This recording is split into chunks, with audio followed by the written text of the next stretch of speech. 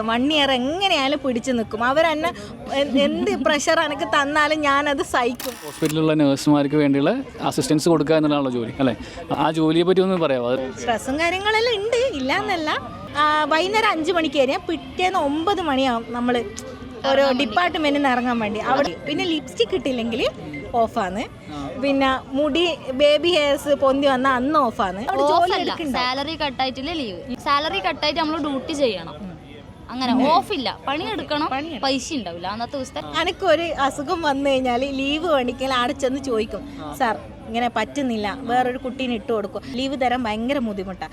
അപ്പോൾ പറയും നീ റെസ്റ്റ് എടുത്തോ, ആ നിന്റെ സാലറി കട്ട് ചെയ്തിട്ട് ആ കുട്ടിക്ക് കൊടുക്കും, വരുന്ന കുട്ടിക്ക് കൊടുക്കും. അതിൽ നീ പരാതി ഒന്നും പറയാൻ പാടില്ല, നമ്മളത് കട്ടാക്കും എന്ന് തന്നെ പറയും. അപ്പോൾ ഞാൻ പറയും വേണ്ട സാർ, ഓക്കെ കുഴപ്പമില്ല, ഞാൻ കയറിക്കോളാന്ന് പറഞ്ഞിട്ട് കടിച്ച് പിടിച്ചെടുക്കും. അപ്പോൾ ഇത്രയും സഹിച്ചിട്ട് ശരിക്കും അപ്പോൾ എന്തിനാണ് നിൽക്കുന്നത്?